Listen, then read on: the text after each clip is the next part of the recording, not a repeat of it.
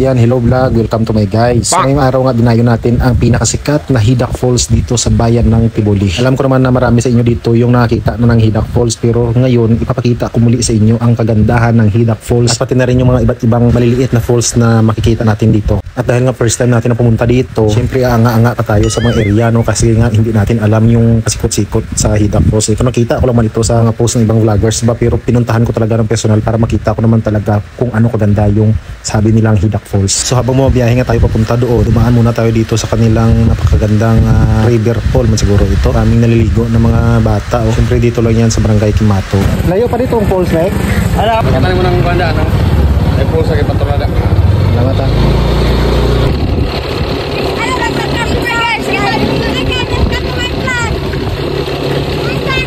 Pero bago pa lang lahat ng pakipalo naman ang page natin, Sir Latagaw 65. Sawadikap. Pila man ang bayad sa tour guide, ma'am?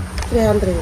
Bali 350. 50 ang per head. At sa mga puntong ito na pag-isip-isip ko na parang lugi naman ako dito siguro kasi ako lang man mag-isa ba. Siyempre 300 pa yung tour guide tapos yung entrance natin okay lang naman, 50 lang naman. Kaya naisip ko na desisyon ko hindi lang ako masakaan ay subong. Sayang ipagkatumudri sir.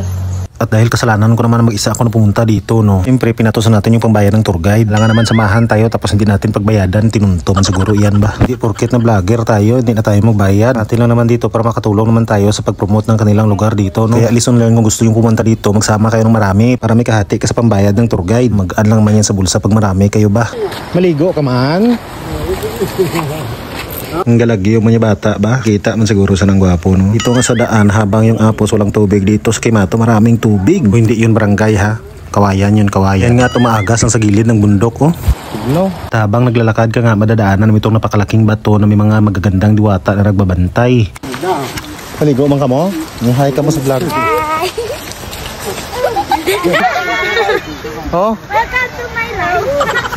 Papalapit na nga tayo dito sa Hidakwa, no? At ito na nga siya, oh. Charan! At tayo nga ay patuloy na naglakad dito para puntahan naman yung ibang falls. At syempre sa mga puntong ito naghahangak-hangak na ako dito kasi ang taas pala yung lugar na pupuntahan namin. O yan, hindi naman siguro kayo bungol, no? Hidak to daw sabi ni Sir. Hapo. Yan, nagpusid na nga kami doon para sa Hidak 3. At sabi daw ni Uncle, ubahin ko lang yung aking medyas at saka chinilas at ibili na lang namin doon para magtiniil na kami paakyat doon sa Hidak 3. Dahil matigas yung ulo ko, sabi ko sa kanya, dalhin ko pala yung smagol ko. Ayan, habang naglalakad si Sir nakapaalang tayo dito nakasmagol. Yan tayo minsan, matigas yung ulo natin, hindi tayo nakikinig sa mga matatanda ba? Ngayon, a few moments later. Oh, meron kami? Wala ang mga... No.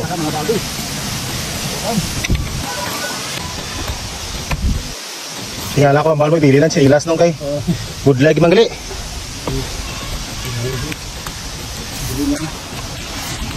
At ayan, dito sa Hidak 3, dinidiscourage ko talaga na pumunta kayo dito kasi napakataas at napakatarik ng daan dito. No, isang pagkakamali mo lang dito, sure ball na, abri na ang langit para sa imo. Lalo na kung hubog ka, abay na sa mga amigo mo. Pag itong si Uncle man, hindi man nagsabi sa akin na ganito pala kataas yung lakarin namin sa Hidak 3. Hoy, tabang mga langit.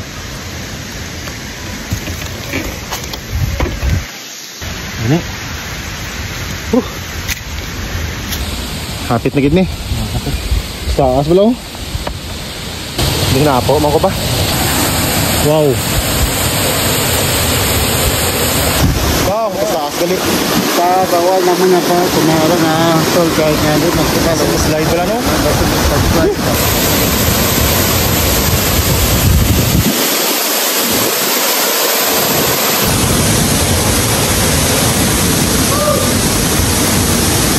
Hindi na nga tayo nagdugay dito at bumaba na tayo para puntahan ang Hidak 4. Kaya tara!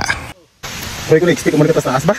At sa mga puntong ito, nag-iba na nga tayo ng tour guide kasi napaiwan doon si Uncle sa kanya mga apo, no? Change body. At ayan, shoutout ko daw lang lahat ng pamilya ng mga flang dito sa bayan ng Tibuli at kung saan sulok man ng South Cotabato na maabutan ng mga flang na ito. Okay, shoutout kay classmate flang at taga Makulan. Hindi naman pala mahirap puntahan itong Hidak 4 kasi sa baba lang pala ito. Oh, at ayan, nakikita nyo na ba? Siyempre bago tayo makarating doon, magtabok tayo dito sa tulay ng Kawayan or Kawayan na tulay man siguro. Isang bagunaan na nga lang at ito na. Ay wow!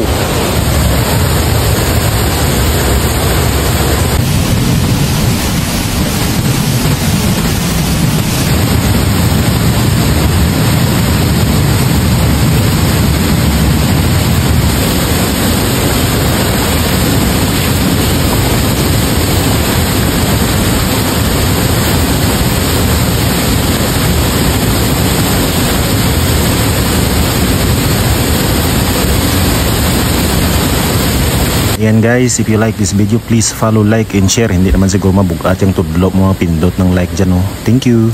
Bye-bye.